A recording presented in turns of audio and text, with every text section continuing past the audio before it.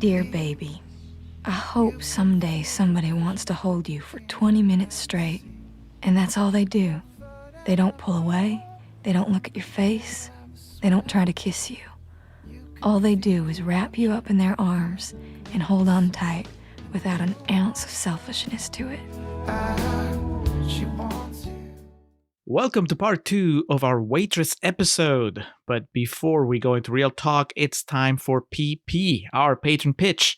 This is where we let our patrons know what they can expect in their exclusive patron feed, and we also let non-patrons know what they're missing out on. Alex, we were sparing Rachel this part of the show. We've been talking about Waitress for a while now. It was time for her to just duck out and check on her non-abusive husband. In the meantime, I'm going to go over the things that are happening on our Patreon channel. First and foremost, of course, the Patreon takeover is all over our main feed. But on the Patreon feed, you're going to have the usual cutting room floor stuff. If you're on the ground floor, that's your first point of access is the clips that don't make it into our official episodes. And this month, the bonus episode that's only on the Patreon feed is on the movie Thunder Road, the 2018 Thunder Road, because there's at least one more Thunder Road from much further back in American history. But no, this is the Jim Cummings Thunder Road. It is first time watch for both of us, and it comes courtesy of patron Keri Russell, who also picked the About a Boy episode from a couple weeks ago. So that's there for you on the ground floor and to any other tiers. Now, if you go a tier up to the Winonis, and then every tier further up, you'll get access to our pre-recording notes, stuff that we jot down while we're watching the movies. And then our QVRs, our quick video reviews.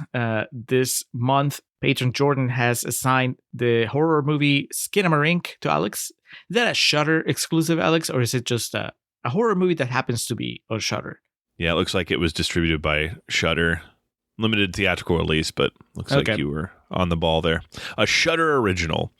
You don't have Shudder, so you don't know when you start anything on there, and when you fire up the app, it shows the Shudder logo and it goes doon doon doon doon. All right. Well, I will learn about Skinamarink from your video, as will all our other patrons, and then I got assigned the movie Dashcam, which again I know nothing about. I think I mentioned it before. I think it's from the director of Host. I threw that accusation, I think, 2 episodes ago, and I still haven't fact checked it. So, but there it is. All right, that's as far as quick video reviews go, and then we go into Contrarians After Hours, the spin-off show where we tell you about other things that we're watching, that we're thinking about, listening to, playing. Alex, what are we talking about when it comes to you on Contrarians After Hours? We're doing that thing again where we're kind of messing with timelines. So as we record this, I'm set to go to Disney World. I'm flying out to Orlando tomorrow. But before this episode will be released, I will have returned. So I will be recapping my journeys to Orlando and specifically Disney World, because I really have no interest in leaving Disney property when I'm there, because Florida is obviously a fucking hellscape. But I've been several times before, so I kind of have my usual places I need to hit. Muppet Vision 3D, Expedition Everest. But I'm very much looking forward to returning to Pandora, and also going to try really hard to figure out the Lightning Lane access and go on the Rise of the Resistance, which I don't believe it was open, or it was like test running the last time I was there. And that's obviously the new Star Wars ride in Galaxy's Edge, which Galaxy's Edge is fucking awesome. I would like to say to all our Florida listeners, you know where you live. Just like Alex and I know we live in Texas. Feel free to tell us that Texas is a hellhole. We won't disagree with you. Yeah, no disrespect to, I got a buddy of mine, JJ, lives in Orlando. I'm hoping to see him. If not there, he'll be in LA, so I'll get to see him soon. But, I got friends down in Florida. And yeah, it's, Austin is okay, but if you drive 10 minutes in any direction, you're immediately reminded of like what Texas is. So we know. So you can't say anything to us we haven't said to each other. Well, on the on my side of the after hours and kind of alluding to that weird time distortion that we have with this recording and its publishing, I'm going to be telling you about the movies After Sun and The Fabelmans. The Fabelmans, of course, the latest Steven Spielberg movie, nominated for, I don't know, a gazillion categories at the Oscars. And After Sun got a nomination for Best Leading Actor for Paul Mescal. And at the time of recording this, we don't know how the Oscars went, but by the time that we record the after hours, we will know. So I will tell you about the movies, how they did at the Oscars, but also just about the movies themselves, like what I thought about them. So The Fabelmans, After Sun, and Alex's trip to Disney, the oasis in the hellhole that is Florida.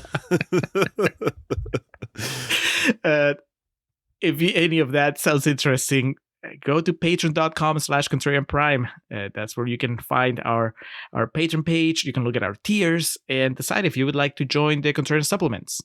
$1, $3, $5, and $10, our respective tiers.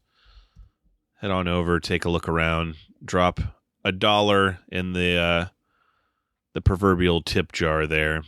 Just take a look around. It gets you access on the ground floor, as Julio stated. And you'll have access to everything dating back to our first patron-exclusive episode covering Blue is the Warmest Color. You'll have access to all 5 parts and the little offshoots of our Roxina mega series, as we dubbed it, covering that feud and the movie careers of both men involved. That was our first patron-exclusive miniseries, and now it can be told. The Contrarians Patreon-exclusive miniseries returns, and this time we're wearing pink. The Contrarians proudly present Lohan, a 4-part series. Part 1 will travel back to the early 2000s and visit the early promise of Freaky Friday, Mean Girls, and Herbie Fully Loaded. Part 2 will cover Miss Lohan's first and most recent Saturday Night Live hosting appearances and several of her television appearances in between. Part 3 takes a turn as we deep dive an era with a decidedly different tone, covering Chapter 27, Labor Pains, and the Canyons. We conclude this saga on the main feed when we celebrate a Christmas in July, with the possible beginnings of a comeback, Falling for Christmas. Part 1 drops in April, and a $1 subscription on Patreon will get you access to the entire series and any bonuses that may come along the way. Yes, that is right, patrons, and any potential patrons out there. I think this might be the one to get you to go drop that $1 or $3 or $5 or maybe even $10, as we are going to be beginning Lohan, covering the career and the life and times of one Lindsay Lohan, someone who, obviously for people in our age range, Julio, was someone who had great promise and an interesting, endless amount of prospects and options, it seemed, at one point in time in front of her. And obviously, one thing I want to get out of the way here quickly is that we're not going to be using this time to try to, shame or question the life choices of someone else, because I think that's something we will talk about. That's a go-to for people with Lindsay Lohan. I think there is an interesting story to her career and the movies she's been involved in, specifically the ones we'll be covering. But we'll be dropping this for patrons in 3 parts, Part 1 in April, Part 2 in May, and Part 3 in June. And then on the main timeline, free for all, we will be discussing Falling for Christmas. Julio, this is a project you and I have been discussing for quite some time. I think there's obviously a lot of material to discuss, both on set and off. So I'm excited. And you were the one who decided we will call this Lohan, and it's important that we stress to listeners that it's meant to be read and seen in the font of the Logan poster. Yes, so, any listeners that are handy with graphic design, if you want to make a Lohan poster, we're not going to say no. But but yeah, we get it. It's a joke that doesn't translate very well when it's just audio, but just picture, most of you have seen Logan. It made us laugh. Yeah, if you've seen Logan, then you know what we're going for. Pretty excited. It will give me an excuse to revisit some of her early movies and to watch some of the ones that I haven't yet. Like, I've heard about the Canyons forever, and that's the only entry that I lobbied for while Alex was constructing this thing, just because it's Paul Schrader directing Lindsay Lohan in a movie that sounded like it was falling apart faster than they could put it back together. And that just sounds fascinating. So yeah, I'm excited for it. Hopefully you patrons are as well. And strap on, because that starts in April. Stay tuned. And now I see Rachel finished putting Ryan to bed, because it's Australia, so they're like 16 hours ahead there, and she's ready to come back and get some real talking about Waitress. So let's do that. Dear baby, if I was writing you a letter, it would probably sound something like an apology. We move now to our Real Talk segment on Adrienne Shelly's Waitress, which premiered at the Sundance Film Festival on January 21st of 2007. It reached its wide release in the U.S. on May 2nd of 2007. A very modest budget, by no means am I trying to shame the film. It shows, of $1.5 million with a box office return of $22 million. Starring, of course, Keri Russell, Nathan Fillion, Cheryl Hines, Adrienne Shelly, Eddie Jemison, and Jeremy Sisto. And, of course, Matlock himself, Andy Griffith. Written and directed by Adrienne Shelly. Like I said, a movie that does not feel of its time period. Like my immediate thought when I see something like this is like Sweet Home Alabama style. Like, I'm not saying it's the same movie or same quality, but that time period of... There was that dichotomy for a while of the hyper sex comedy, the American Pies, the Road Trips, the Van Wilders and whatnot. And then there were also, those were like counterbalanced with these Sweet Home Alabamas and movies I felt like this, of like these female tales of, every movie that's coming to mind is Reese Witherspoon. I was going to say Legally Blonde, but these, women are strong and can do shit too, even though it's just a really formulaic romantic comedy. And that's always kind of what I thought this was. And this was my first viewing today. And just, based on the poster and everything, I still stand by this looks like it was released 5 years beforehand. And to think of it...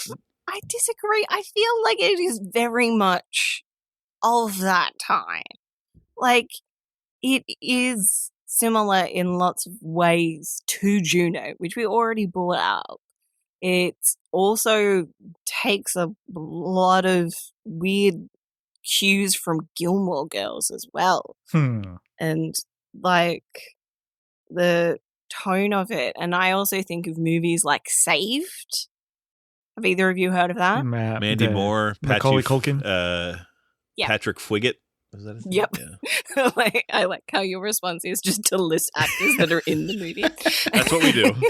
Yep. But like, it's similar to that of like, that's a weird sort of dark-ish romantic comedy in a very strange way. And like the Nanny Diaries also came out around that time. And that has a weirdly dark plot too. I guess my thing is, it's very weird to me that this movie came out the same year as Transformers. Like, that, there seemed to be like this came out the same year as There Will Be Blood and No Country for Old Men. It seems like it exists in a different era than that. And I'm not saying that's bad one way or the other. It was just, when I read it, it was just kind of jarring. I think it's just because it's a smaller movie. I think this is, doing the rounds of that's what I was going to say. Yeah, the independent circuit. And so it's it's kind of like it's appealing to very different sensibilities than the mainstream movies are. Right. Like, I mean, Saved is also a smaller movie. Even Juno. I mean, yeah, Juno hit it big, but it was in the beginning, before the hype, it was kind of a smaller movie. So I think that they have that in common in where it's like the mainstream was doing something else or had moved past this type of story. Maybe there were the smaller movies were still kind of doing this, I don't even know. I mean, I guess, is it a romantic comedy? I think that it has like funny parts, and I think that there's some romance in a way, but I don't even know if I would call it a romantic comedy. It's more about the fact that it's a slice of life. Yeah. Rather than being strictly that kind of, it's either a comedy or a drama, because it's like, well, it ends with a happy ending, so by Shakespeare rules, it does count as a comedy. But I don't like laugh out loud at the jokes. Well, Alex, what do you think? Romantic comedy? Slice of life? Slice of pie? You know, the way I like define and interpret movies is really singular in the sense of like my opinions do not reflect those of the Contrarians podcast. I did laugh really hard a couple times, specifically the part where Nathan Fillion says, "I wish it was Friday." Like, I don't know why I laughed so hard at that, but It's just so stupid. it Just is. like, he's a doctor? Yeah, I think there's like some legitimately funny stuff in it. Like when Keri Russell whispers under her breath about the pie, like dirty pumpkin pie or whatever she called it. Like she's like naming it to herself. Like that type of shit's funny. But then it's that scene with like Andy Griffith talking about like fucking the pie, and it's just it feels like there's this comedy in there that's for like the real art house crowd, but then there's this comedy that's for like the real, you know, I guess seniors in the crowd or something. And it seems it's a movie to me that has a little bit of an identity crisis. And, you know, before we get too much further into it, I think it's time we bring in the old trusty critics at Rotten Tomatoes. We did call out 89% Rotten Tomatoes, so it's a good one. Has a pretty high standing. Julio, there's still 11% of those votes that said nay. They said we're holding strong, holding firm on our stance. What was their stance that they took? We are cake people. We're not pie people. We're going to start with Peter Bradshaw from Guardian, who says, "You've heard of my big fat Greek wedding? This is my big thin white abusive marriage." Good on you, Peter. That was good. Yeah. Didn't even make like a pie analogy or anything. No. Fantastic. He went for a completely different target. How far removed are we from my big fat Greek wedding when Waitress comes out? Let me see here. I take pride on sometimes guessing years. I'm going to say 2002, and my big fat Greek wedding was released in 2002. Wow. All right. I know. My Big Fat Greek Wedding did become a weirdly, like, sort of homogenous touchstone. That movie was a sensation.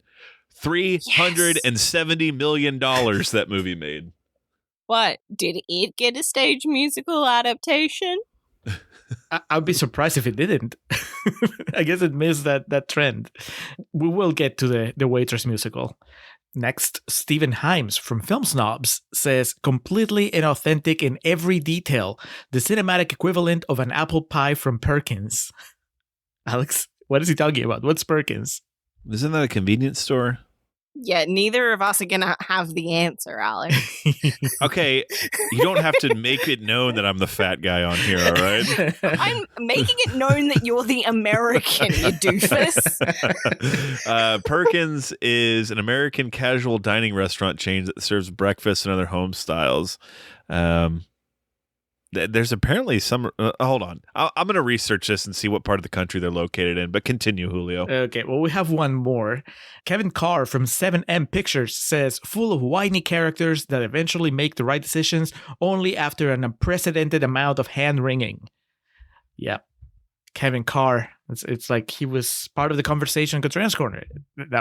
One of our main critiques is like, why didn't she do what she does at the end? Why didn't she do it at the beginning of the movie? Why did she need a baby? So I guess we'll talk about that too. But yeah, the musical. Let's get the musical out of the way. Is the Jeremy Sisto character in the musical as nasty as he is in the movie? No. Like, I feel like Earl isn't as menacing in the musical. Like, I'm pretty sure he doesn't slap her because, like, they pretty much confine all of it to the pie shop. So we get some, like, pie shop and the doctor's office are, like, the two main sets. Mm-hmm. So I don't feel like they introduce that. And we definitely don't get a sex scene. I'm pretty sure I would remember if they did that. We've come such a long way, no turning back now, babe. You're my family. Now promise me till the end of time. got ties that bind. Sing it, honey. Till the sun don't shine, You will still be mine.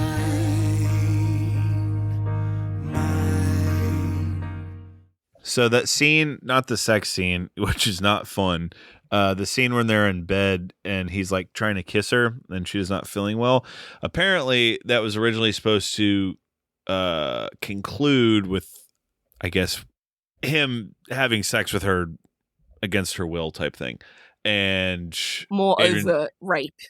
Yes, and like the line when he said "You're my sweet thing," when he delivered that on set, like while they were filming the scene, it caused Adrian Shelley to be like, "Nope, shut it down. We're not doing this." So Good call. changed it to just him like Yep. going to sleep. Good call. And I think that maybe opens up the main area of discussion when it comes to Waitress. I am curious, Rachel, how much of Contrarians Corner were your real feelings and how much of it was just you doing a really good job of pretending that you were really upset at some things that this movie does. Oh, yeah. Most of those were honest critiques that I have of this film. But I overall still enjoy it.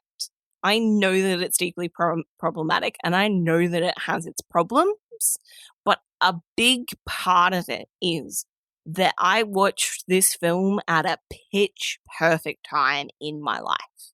Like, I got given this film. My mum bought it home. Like, she bought it from the supermarket.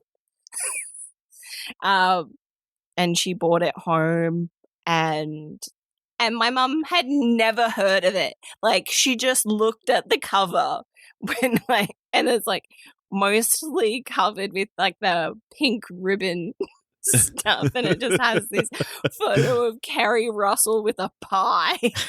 I've been on 2 dates with this gal that I met on a dating app, and last night I cannot remember for the life of me what movie we were talking about, but she said she bought it at a Dollar General. Like, she just saw it and like I wanted to grab her and kiss her and just be like, God, I love those stories so much. So Rachel, I didn't mean to cut you off there, but all right, so the movie comes home from the grocery store, you pop it in. Yeah. How's it hitting you?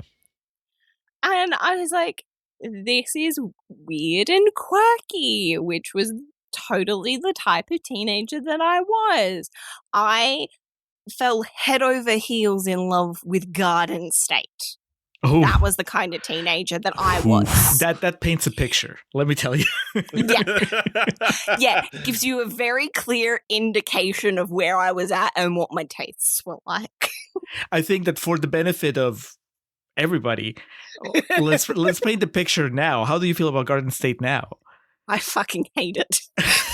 All right, we're back on track. Fucking hate it. Like, it is a trash piece of utter garbage.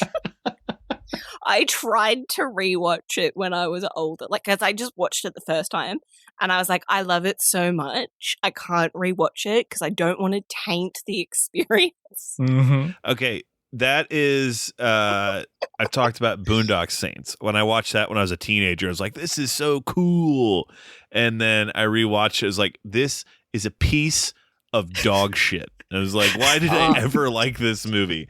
So and like, you know, despite what people may say, well, I guess it would sound pretentious to say this, but people have to have like a movie they saw when they were younger and they thought was really fucking cool because it like kind of it hits the like it's the Truman Show. It hits like the limit of your brain at that time. Yeah. And it's like, oh, this is like all the experiences I've had up until this point. This seems really cool. And then you rewatch it after having more experiences. And Waitress is a honest, better movie than Garden State. I don't trust people who don't have that experience because if they don't, it means that their tastes haven't evolved since they were teenagers. Right. And that, to me, is a massive red flag. Yes. Like, if there's nothing, you're either a snob and you're like, I only ever watched good movies. Or you're like, oh no, I've just had fantastic taste this whole time and I never waste my time on things that I think are going to be garbage. Things that are rewarding though are things that you liked when you were younger and you grow up to learn they're even better than you knew they were. That's like my thing with the Ramones. Like I really liked the Ramones when I was a teenager.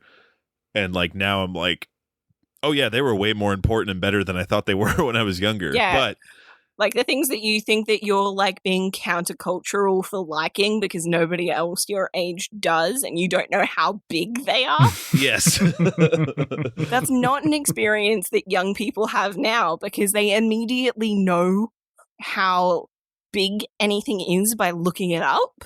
Mm-hmm. It's like you can't be like, oh, I discovered this little thing called blah blah and genuinely not know that it's God, like, I was visiting our social media guru Zoe a couple days ago, and Baywatch came on her TV, and I was like, "Why is your TV on Baywatch?" Because the TV kind of like turned on and off, or off and on, and when they came back on, it automatically went to whatever channel was playing Baywatch, and I made a comment about that, and she's like, "Yeah, Baywatch, it's just really weird. It's like CSI but on the beach." And then I realized that she didn't know Baywatch. You know what I mean? Like for her, it was like just this rarity that was like on TV, and she was just kind of trying to wrap her mind around it. Whereas like for me, it was like, Baywatch. I remember Baywatch from when I was a kid. And so you're right, Rachel. And yet there are some things that remain a mystery for some people. Oh, yeah. Like if you don't look it up, you don't know. Yeah. So back to where we were starting from, Rachel, we bogarted your personal story here. So Waitress comes home from the grocery store. Yes. And it just speaks to all your sensibilities at the time. Is that what happened? Yes. And I guess I'm also like, this story is not happy and cheerful necessarily, but it is a part of my history with the film. It feels really weird because like, yeah, we've gotten personal about movies on here before and stuff, so we welcome it. So in the film, like I do find it weird that this character like I do think that it's strange that it takes this long for her to get the spine to stand up to her husband because of the interactions that we see. But I also have a personal history with that situation because my mum was in a abusive marriage. And it did take her a number of years to get the confidence to leave my dad. And it was a whole process. And it was years of work. And it was a gift from my grandparents of money that actually got her to finally leave my dad. And she finally left when I was about 3 years old. So the idea of Keri Russell's character having a kid and finally being like, no, this is enough. The difference, like one of the major differences being that I was the third kid that my mum had. So it wasn't like, I have a kid I need to protect. It was like the idea of leaving for the sake of your children really connected to me in a way. And that wasn't a story that I'd seen be told in any films before. So it felt really special because these characters are really messy and imperfect. And that's something that I really connected to because it wasn't like that sheen that films often give off. Because like living in a small rural town in Australia, I didn't see a lot of low budget indie films where you get that a lot more, which is part of why I latched on so hard to movies like this and to Garden State, because they show those kinds of characters. And that's more of what I saw in my life than the big budget films provided. I do have one question. Shoot. How pregnant am I exactly? Very pregnant. There's really only one degree of pregnancy, so to speak. No, I mean, how far along am I? About 6 weeks, give or take. Yep.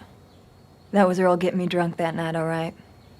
That makes a lot of sense because I I think that we probably brought it up on the show before, like I had a similar experience watching indie American movies in Peru. And even after moving here, there was just something that just seemed like it was a window into a world that I was not surrounded by, or that I didn't get that much access to.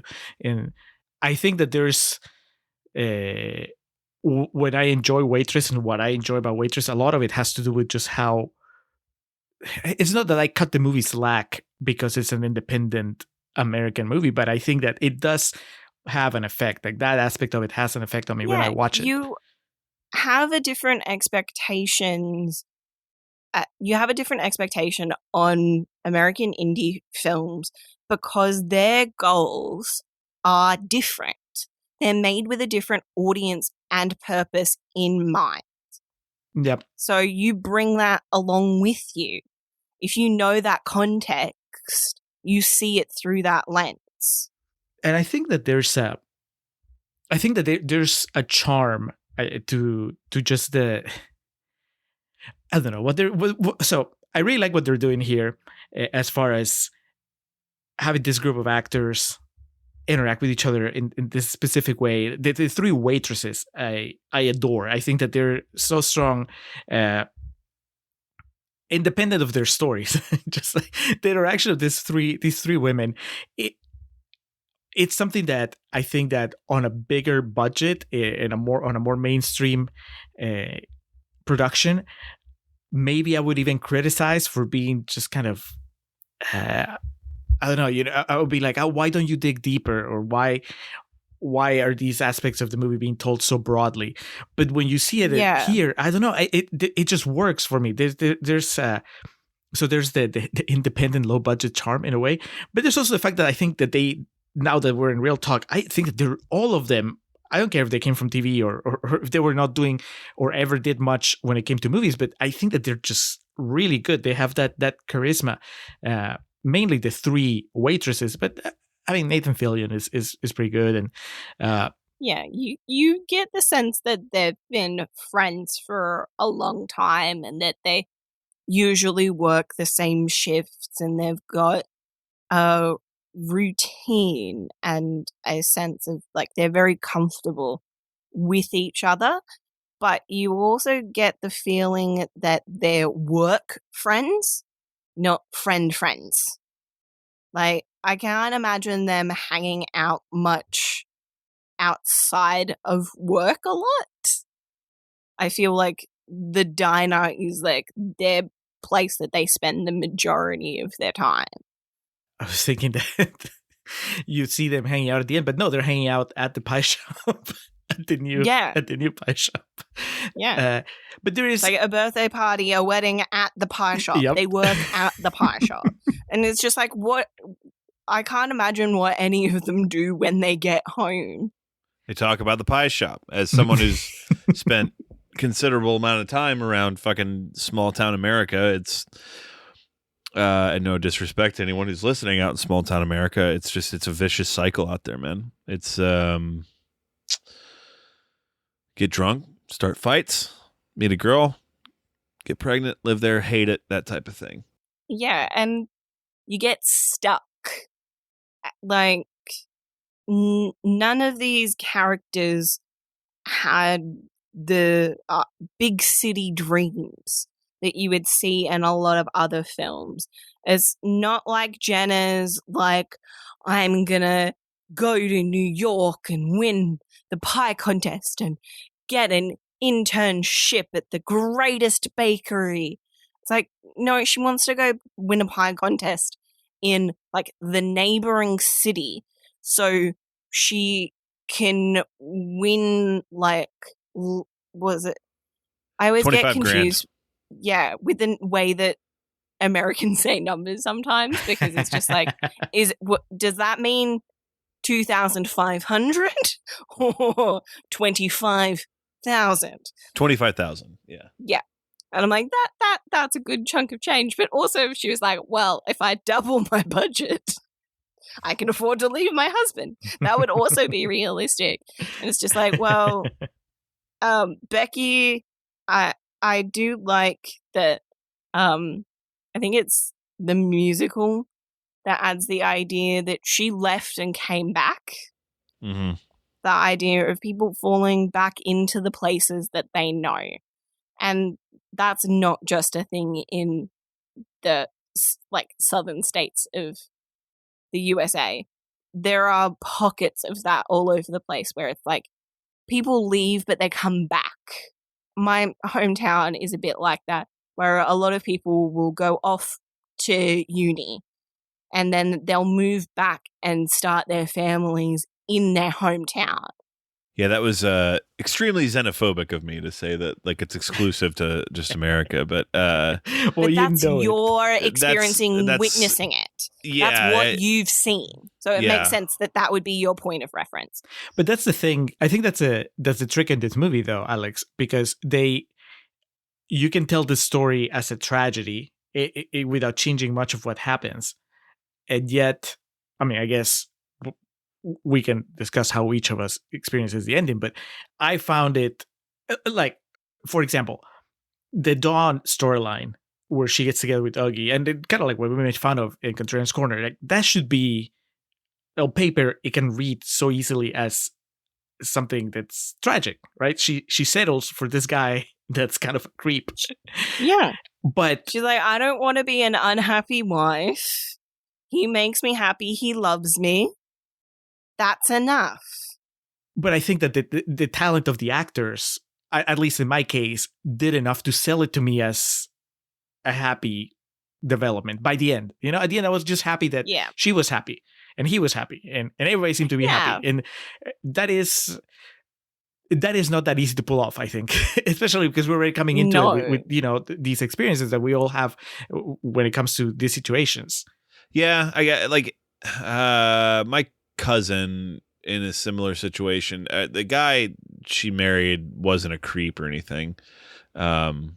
They've since split, but like it was just one of those things. Like he was a good dude, he was a nice guy. It just felt like a situation of like, this is, you know, I'm in the parameters of this place, so I need to find what's here for me. And I guess that's the thing of like, I don't know. I feel so entitled when I say shit like that, just having the benefit of kind of bouncing around and getting different experiences and stuff. So sometimes when I watch movies like this, I feel like sad. It makes me sad. It's like,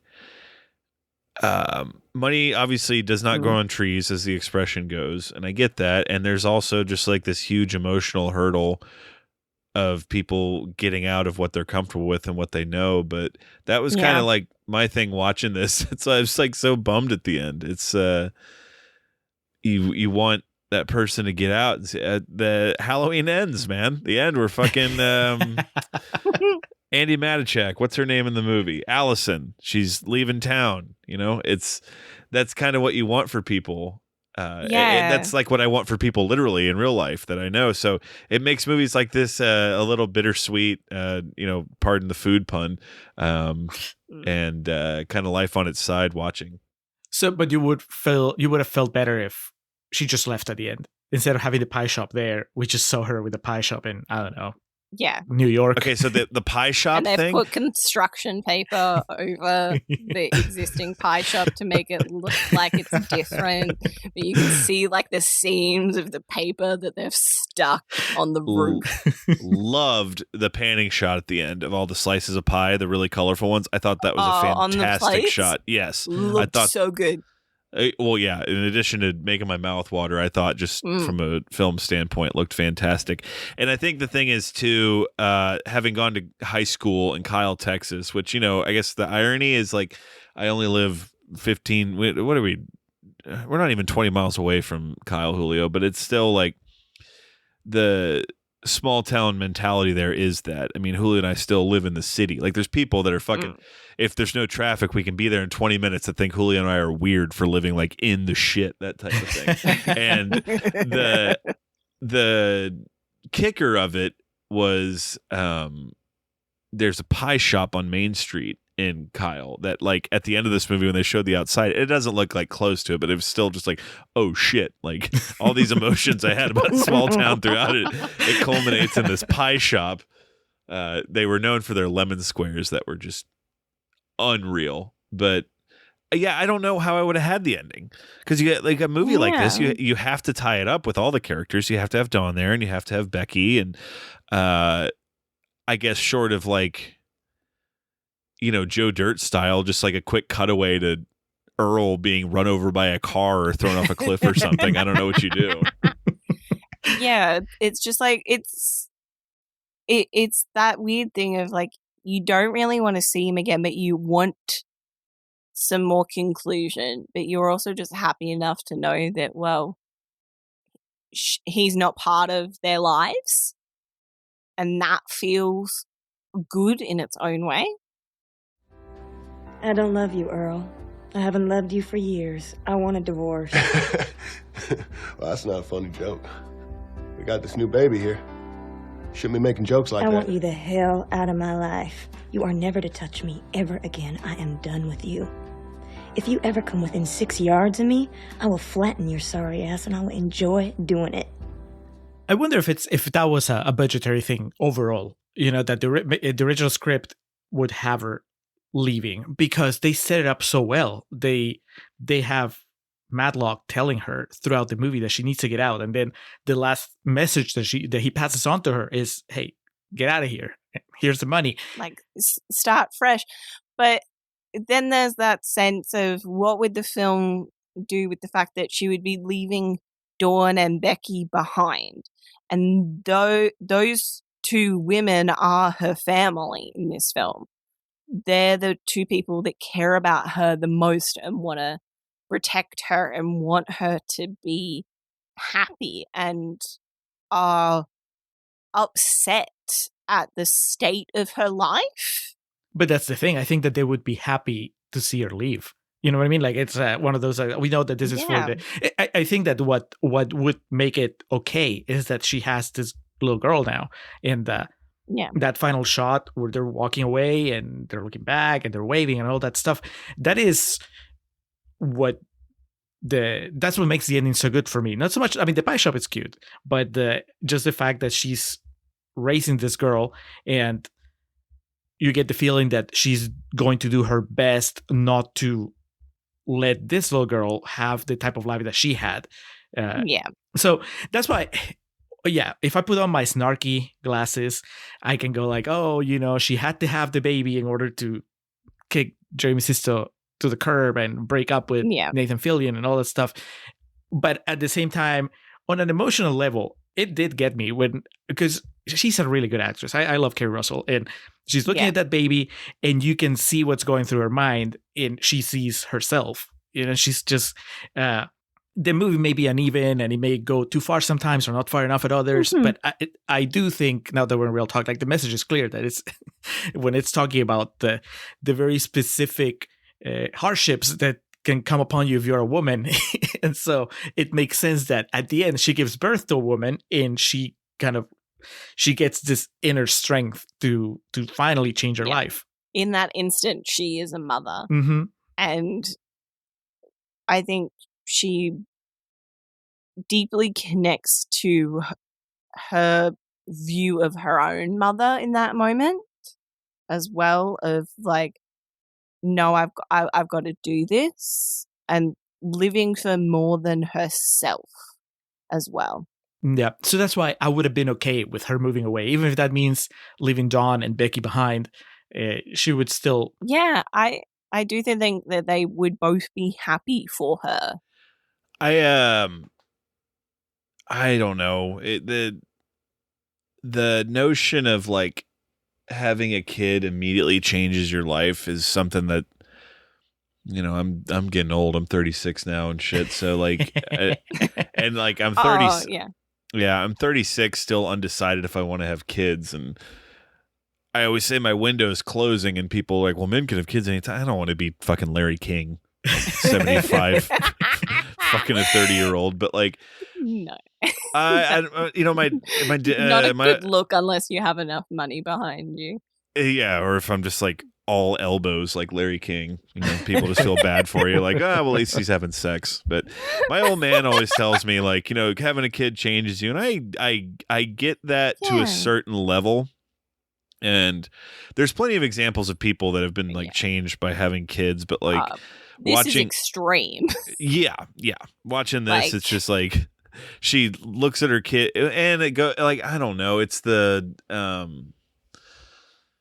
Simpsons where Maggie's born is a really good example of like Homer doesn't really want this third kid, like his life is in balance, but then when he sees Maggie, like he just realizes, you know, how important this is. And then this, it's like she's against it the whole way. There's even that part where she wants to see Nathan Fillion, and the female doctor's like, oh, well, we need to take your blood pressure, do tests to see if the baby's okay. Oh, I don't care about that. And then, you know, even when she has the kid, she says as she's making the final push, I don't want this baby. And then there's that really dramatic thing where she won't even look at it, and then she looks at it and her whole life falls into place. She's like, give me. Yes.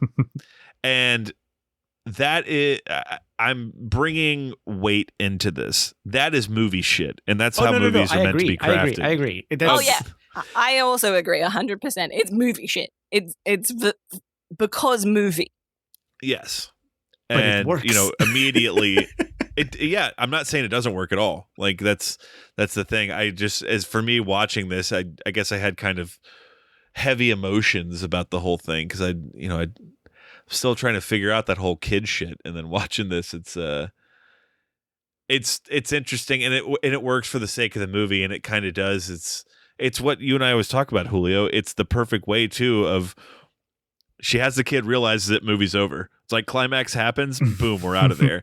And you know, in a movie that's made today, there'd be another 30 minutes of the movie where, you know, she's not, you know, she's not sure and all that. And so I do enjoy it, and I do really enjoy the way she ends things with Nathan Fillion, because people are going to get hurt no matter what in an affair. Like that's, I think this movie does a good job of, I've done things in my life I'm not proud of in the way of, you know, being unfaithful to people. And I know like kind of the feeling of that, of you're with this other person secretly and you feel like it's the best thing, and this is the solution to your problems in life. And that's sort of the way that the film treats affairs, is that they make your life better. Yes, but it does in the end. Our main character, our titular character, Waitress, realizes that you know, this shit's not going to end well any way it goes. Yeah. And she is fortunate in a place where she can get out. And I guess that kind of does make it an unfair advantage, because in most affairs, there's 4 people that are going to get hurt. In this case, you know, she doesn't give a fuck. Take this moon pie and fuck off. And it's so like, I'm done. I'm done. And so we don't know. Only my daughter matters. Honestly, fuck we off don't everybody care. else. We don't know. We honestly don't care what's going to happen with Nathan Fillion, but like that's typically how most affairs should end, is like a cauterization of a wound, is just like boom, we're in and out. And so I appreciate that the movie doesn't try to do anything cute with, like, you know, Nathan Fillion running after her or anything like that. It's a movie that tackles grown-up issues in a very movie way, but still has like a grown-up twinge to it. So it's an interesting piece of business. So speaking of Nathan Fillion, though, now that we're in real talk, how do you guys feel about the affair overall? Because as I was watching it, I was trying to figure out if the movie was trying to do this thing, trying to just mind fuck me into really get invested in this relationship that is wrong by all accounts, only to pull the rug out from under me at the end and go like, you got invested, but you shouldn't have, because you knew this was wrong. You know what I mean? Like yes, Jeremy Sisto is scum, so it's not so much about him, but the sense that she's going in, she's hooking up with this guy that has a wife that, for all we know, is just a normal person that doesn't deserve this. Like, so we compare her to Ethel, Cal's wife. Right. We're like, because Becky's trying to defend the affair, and Jenna shuts it down. Like, no, we know her. She's nice. Yep. So And it's watching the just like, movie, no. do you guys fall under the spell of Nathan Fillion? Were you just kind of rooting for this to continue to work Not out? really. It never really wants you to. It's always the story of Keri Russell is the thing. Like, I feel like Nathan Fillion could be anybody, not literally, but like the idea of the way I read it is like we're following her story, and yeah, I guess he might be good for her, but I don't know.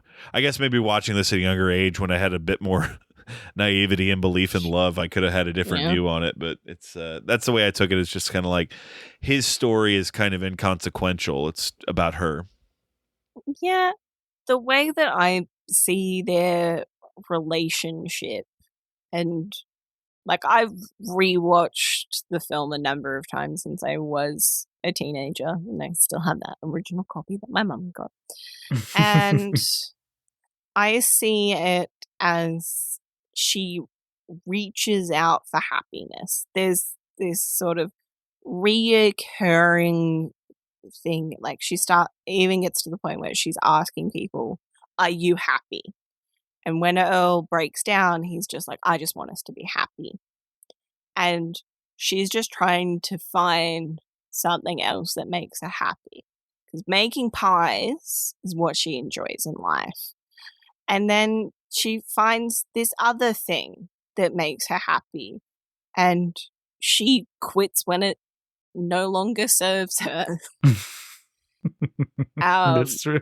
And it like the film does sort of see relationships in that way, particularly affairs, as being very transactional.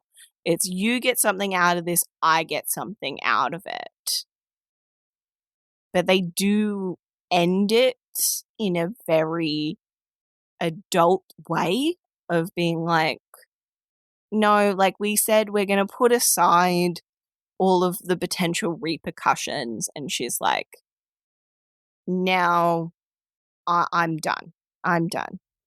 I think it's because I just want her to be happy and to get out of there that I do feel a little bummed that even, there's no rational thinking. There's just the way I feel when I'm watching the movie. Yeah. When they are just so close to actually leaving. I don't know if that would have worked out or how long they would have gone before they started having second thoughts about leaving town or whatever. But he's literally on his way to just, I guess, get the car so they can leave, and then her water breaks. Yeah. And that was especially because it has that weird bit before like her waters break when she's sitting on the steps.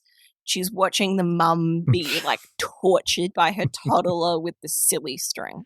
Yeah. And it's like, nobody tells you how hard it's going to be.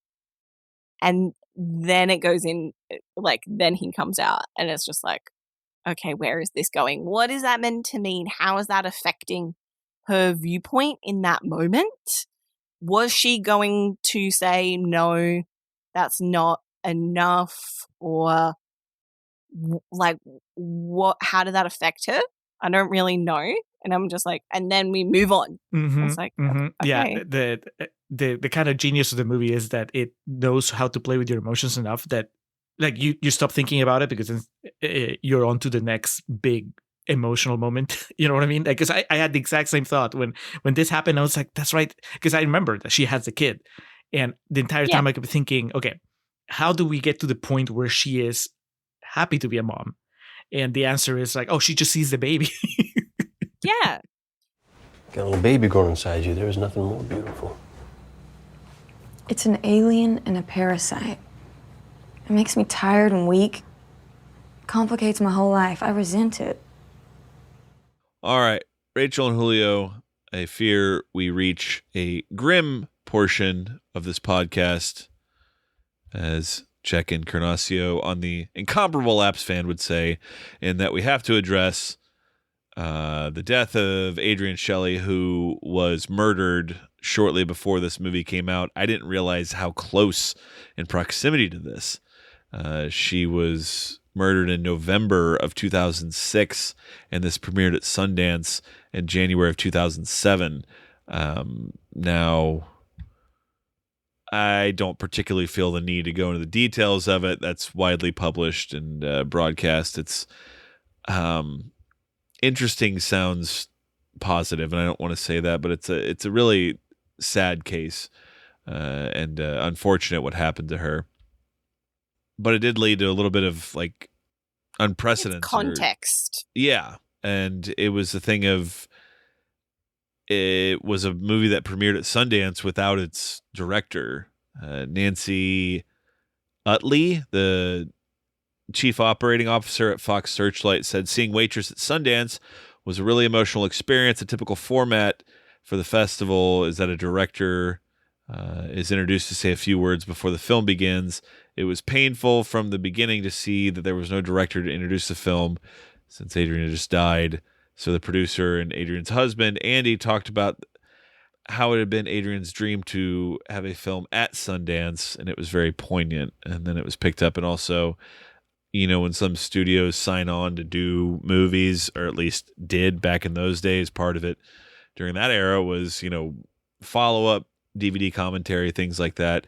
Yeah. And Keri Russell filled in for Miss Shelley and recorded the commentary track in her place for it. And also, feels pretty appropriate. You know, she was one of the co-writers of the Pie song, "Baby Don't You Cry." It was her and Andrew Hollander that wrote that. It's it obviously doesn't play much into the subject material of the movie itself, but when discussing this movie, it's obviously something that has to come up. Yeah. And it was particularly like in a lot of the reviews, it's like one of the first things that's mentioned about the movie is that it came in the wake of this tragedy. And I'm not sure about the timeline of things, but that premiere in Sundance may have also happened while they still thought that her death was a suicide, not a murder, because that was the assumption for a while. But a lot of the reviews are like, oh, you can't talk trash about Waitress because the director died. And people are afraid to really bring the critiques of this movie because it's her last movie and it was such a tragedy. And it colors a lot of what people say about this movie. I mean, I can see that. The first time I watched it, I didn't know. I found out after watching it and then just doing some research. That was, like I said, years ago. But watching it this time, I was aware. I texted Alex. I was like, I remembered that Adrian Shelley had died before the movie came out. But what I didn't remember is that she's in the movie and she plays one of the main characters. That's the thing that, as I was watching it, it added this extra, poignancy. She's a writer, director, star. Yeah, because you see her there and she is playing probably the most innocent character in the movie. And I think she's really good and I think she's really funny. But obviously the movie is not designed to make you feel sad when you see that character. But when you watch it knowing what we know, then it's kind of inevitable. You know, I was still laughing at what she was saying. I was still enjoying the story. But there was like a part of me that was just bummed because it hits you even harder when you have it in front of the camera. It's a lot harder to separate it. Yeah. And so, of course, and then, I can see people being hesitant to maybe critique it. But at the same time, I don't know that would be an excuse to give it props that it doesn't deserve. I think that critics, and I'm not including myself in this, but people that make a living out of like analyzing film and all that stuff. I mean, I think they have the tools necessary to provide constructive criticism and analyze a movie without being offensive or disrespectful. Now, whether they choose to use those tools, that's a different story. But I don't know. I think that if you say, "Hey, I don't feel like I can criticize this movie because the writer, director, star suffered a horrible fate at the end," I think that you're kind of making excuses. I think that you can maybe get by with that at the beginning, but eventually, if you really want to assess the movie, you would assess it, and just acknowledge it, acknowledge how that affects you. But in the end, if something doesn't work. Which makes it a really interesting film to discuss because it's a film that I enjoy. I enjoy Waitress. I think that it's a very complicated film. and it's dealing with very complicated issues. And then there's the further drama that what happened to the director, like, impacts and connects to, because the film is very much about difficult experiences that women face. It's very much from that perspective. And then you have the reality of what she ended up experiencing and the impact on the broader community and people that were connected to this film. I wrote Waitress when I was about 8 months pregnant with Sophie, and I was really scared about having a baby. I just couldn't imagine what my life was going to be after I had a baby. I thought it was going to change so drastically that I wasn't even going to recognize myself anymore. I was terrified. The actual fear of how your life is going to change, which is large in a lot of women, is not spoken about. It's sacrilege to say that, becoming a mother is... you're just not allowed to have a fear about it. So I wanted to write a movie about those fears and, give those fears a voice. But I also knew that, when you actually have the child, that this other kind of love probably kicks in that you can't even imagine, which is true. It's a complete, utter, unconditional kind of love, and it does change your life in a beautiful way. And it is a love letter to my baby. Let's do scores, Alex. I think that we're ready. We've kind of expressed our feelings, and I've been wavering. This is, well, actually, which order do you want to go? Are we doing a Contrarian sandwich, or are we starting with Rachel? What do you I'll want? start because y'all both like this movie more than I do. It's on my letter scale. I think like C+. Like, it's good. It's nothing to me that is particularly blow away. I just kind of found myself kind of trying to figure out what it was trying to say. Keri Russell's great. Nathan Fillion, I was a big fan of his, and no one is bad in this. But I don't think like it's a particularly great movie. So like C+ would be my letter grade for it. But yeah, we'll do a Contrarian sandwich. So we'll go to Rachel next. Rachel, I do letter grades. Julio does on a scale of 5. You are free to rate or rank this any way you want. Just let us know what your system is, and Famously, let us know Ryan, where it falls. Ryan does yums, so Yes, I am obligated to give a yum or a yum yum, yum being bad, yum yum being good. no half yums. And no half yums. Yeah. I enjoy this movie, but it's a yum. What? Like, it's not a great movie. I like it, but objectively, it is not that good of a movie. It's a middling movie. Like, I would probably give it it's like a 6 or a 7 out of 10 for me. All right. But I really I like it, but I know that it's not that good. And I have that relationship with a lot of things that I watched and loved as a teenager. That's quite a plot twist. I was not expecting that. I was like, we're surely in yum yum territory. No, because I genuinely believe all of those things that I said in the Contrarian corners, and those are big problems to have with the film.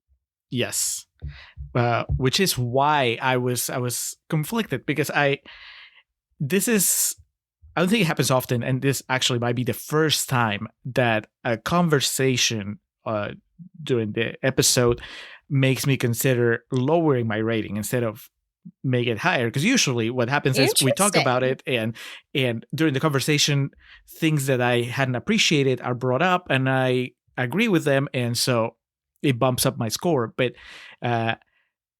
it's not that I hadn't noticed the problematic parts of Waitress, but it's just that shining a light on them during our conversation make them even more uncomfortable. So I'm conflicted because that, you're right, that like those parts are like serious flaws. But then on the other hand, I have to weigh how much I enjoy the movie when it works, and and the characterization mm-hmm. and the music.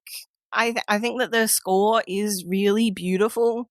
I love their choice They're very deliberate with their choices of license music. Mm-hmm.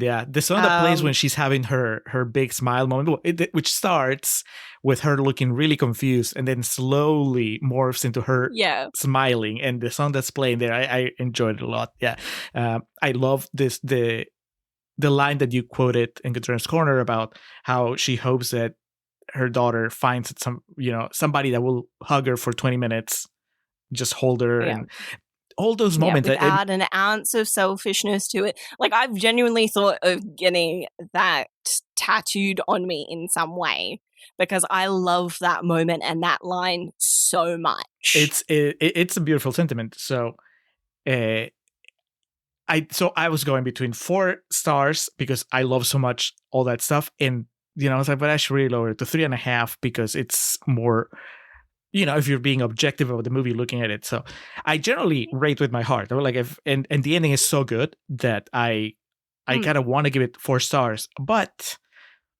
it holds you back. Yeah, I think I'm gonna go with 3.5. I'll settle with 3.5 just because. I mean, you can't ignore all the things that we discussed.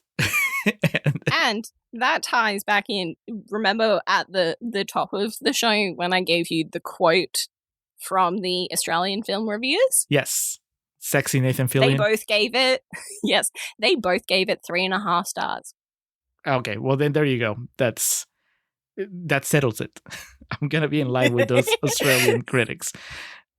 All right. Well, as we tend to do here on the Contrarians, we give you the most comprehensive deep dive psychologically into the most innocuous films you can think of. So, I don't know what is all on the internet, but I know you're not going to find too many more deeper dives into Waitress than that one.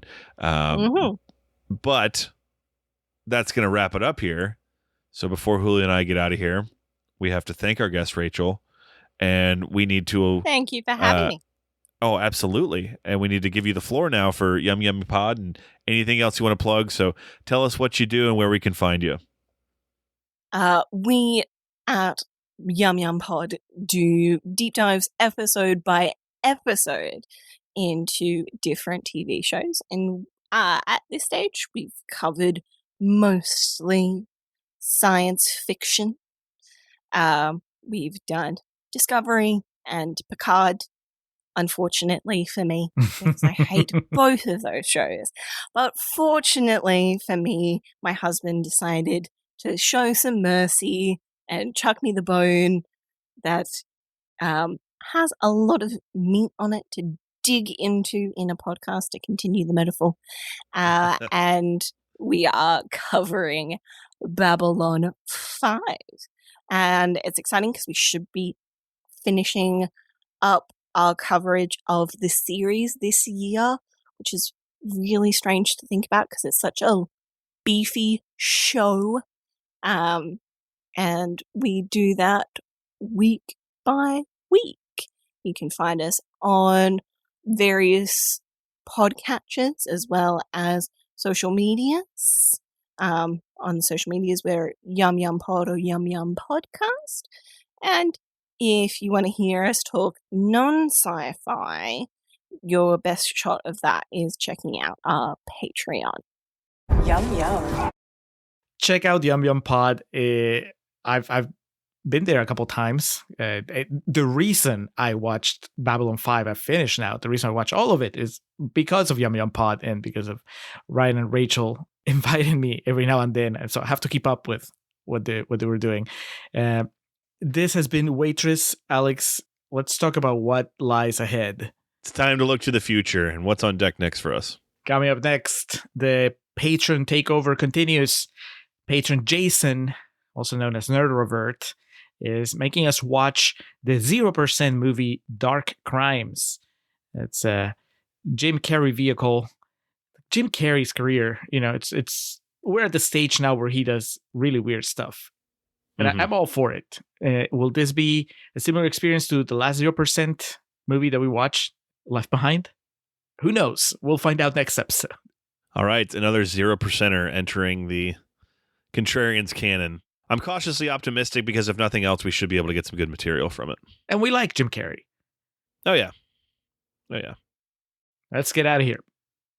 All right. Well, we'll start off by giving thanks to the Festive Years who provide our opening and closing tracks. They kick us off with Last Stand, take us home with Summer of 99. Be sure to head over to thefestiveyears.com for any and all Festive Years needs. Our friend and fellow podcaster Hans Rothizer is the man behind our logo, also the man behind all the graphics on our webpage, our Patreon page, our merch page. It's a little tomato looking at himself in the mirror, doing other things. That's usually Hans's handiwork. You can check out the rest of his output on his website, mildemonios.pe. That's MILDEMONIOS.pe. There you'll see a list for his novels. He writes a lot of fantasy stuff, zombie-related stuff.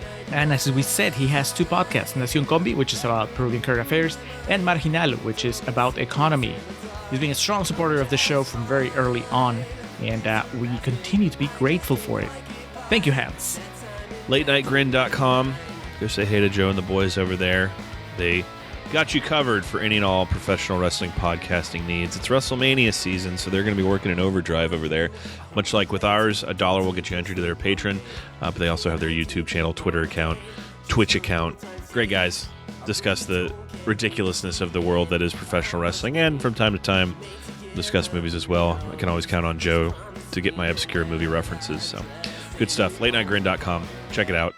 And as always, we want to close by giving thanks to our social media guru and czar, Zoe Perez, and also our buddy Corey Ari, who's been helping out with some of our YouTube videos recently, making them look real pretty, and has those fun thumbnails that you see of, all the pros, the way they do it, and things that Julio and I could never really, we wouldn't be literate enough in the YouTube realm to figure out. So we appreciate the work that they do for us and making our social media look oh so pretty and poppin'. Facebook.com/Contrarian Prime, YouTube.com/@Contrarian Prime, @Contrarian Prime on Instagram. Corey, Zoe, thank you so much for the effort you give us. And most importantly, thank you to you, our adoring and listening public, for tuning in to yet another episode of The Contrarians, where we're right and you're wrong, and we will catch you next time. Thank you again for having me, and hopefully I'll talk again soon. With pie.